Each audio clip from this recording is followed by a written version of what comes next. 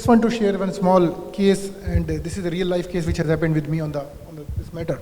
One of the large investor in the market, which is known as Big Bull, I met him a few years back in his office, and during discussions with the business discussion, I asked him which stock I should buy.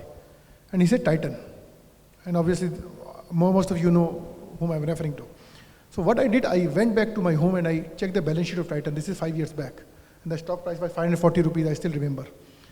Next day, I went back to the same person. I said, what is this stock? There is nothing in the balance sheet. So his advice is that please do not wear analyst hat. Because if you keep wearing analyst hat, if you keep analyzing the balance sheet only, you may miss the bigger bus. And then he gave me some logic that India will grow, number of watches will grow, and all those logic he gave. And in last 5 years, obviously, stock has gone 10 times. And this is the difference which I was telling you, that if you only concentrate as an analyst, you may miss the bigger bus, which is the difference between great portfolio managers and the analyst. So clearly, spreadsheets don't work. Prashant, you must be interacting with CFOs India and Southeast. And so, I mean, do you see any difference in challenges faced by them? Yeah, it's pretty standard. So one area where we offer tremendous help is around preparation for some of these things. Consolidation. So financial consolidation, if you've got numerous entities within your organization. So if, for example, GMR is such a well-diversified entity, similarly within a bank, I mean, you have numerous subsidiaries, wholly owned subsidiaries carrying out different businesses. The second area is around the actual process of putting the executive dashboards in place, which you can kind of project onto screens and address analyst meets, investor meets, roadshows, put that together. The third area is around, as we discussed, around disclosure. So analysts also want to kind of know what's happening from a regulatory construct in your businesses.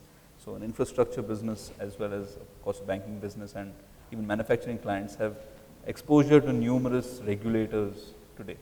And that's an area that we automate and help so that, certain amount of business risk and even legal compliance can be taken care of. So more or less, I think these are the three broad buckets in which the region's CFOs kind of look to address and keep their, their ship running tightly. Those are the three top areas we've seen. Finally, Deepak, any advice to CFOs? You seem to be happiest of lot. I think the main advice would be keep it simple, keep it visible. If these two things are, that's what I do. My principal focus has been on reconciliations. I have a penchant for reconciliation. So even before the TDS, service tax, VAT, so I love reconciliations. I love third-party confirmations. I love to see, I meet a lot of our customers. So that's another mandate which my CEO has actually given me, that I must meet at least 30% of the new transactions which are happening in the organization. And I love to go and meet my customers. And I love to be informed of the balance sheets of my customers. I love to see who my customers are dealing with. And I love to see the transactions as they roll out with my customers. So we are very, very particular, because I personally believe that I can tell the character of a person by looking at his bank account. So I can, and a lot of CFOs would probably agree with me. So I can actually make out about clients on the starting of the transactions. And when we're dealing with transactions, when they're happening, when the signals start emerging, it's important to have systems which catch these signals. It's important to have business understand that I am concerned about these signals. And it's important to come in consonance with the business that these signals are extremely important. Let's not overlook them. The challenge definitely is that CEOs sometimes don't always agree with CFOs. For my part, I have learned to live with this dichotomy. I've explained to the CEO that he can have his point of view and I can have my point of view, and we can still operate out of the same office. And at the end of the day, one of us will be proved right. But, life must exist like this. It's not, this is the most healthy way actually. So that's my prescription, Yeah, talking about CEOs, Mr. Ranjan Chopra, MD of Team Computer is also here. So do you have nice, healthy discussions with Deepak? Mr. Ranjan? Highly optimistic people on one end, optimism. There's realism in the center. There's pessimism at the far end.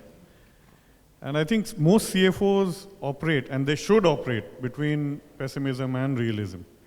So they need to focus on what are the things which can go wrong. So while we look at, as CEOs, we got to wear the hat and say, okay, let's go out, get more business, and focus on growth.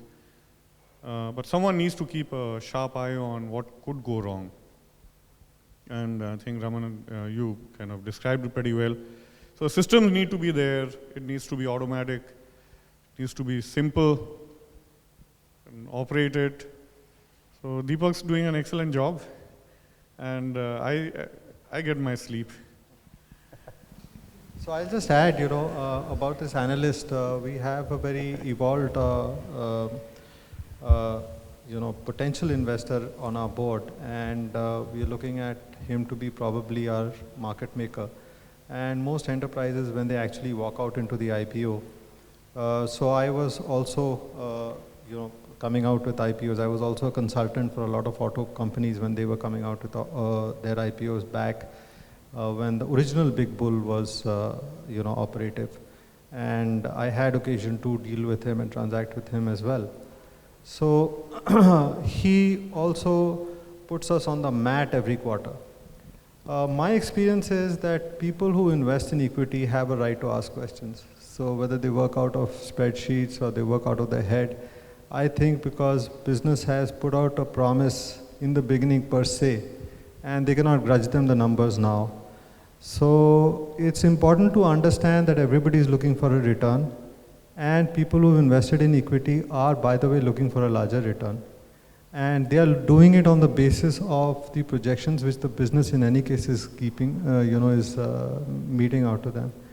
And I think it's a very healthy exercise if one has a very strong analyst, a very meaningful analyst. The digression which I see is that when businesses start expecting or projecting far beyond what is possible, so a lot of the asset class prices in India today are absolutely, fantastic. I don't understand why an apartment, for example, near a golf course in Gurgaon should be costing about 2 times the apartment cost on London or in New York. I absolutely don't get that. What is the reason for return on so many asset classes in the country, and yet there are investors? So it cannot be gainsaid that businesses per se in the past 4 to 5 years have been fueled by 1, greed, and 2, easy capital, to a point where they have cornered themselves. So blame as much as we want to analysts. I'm sorry.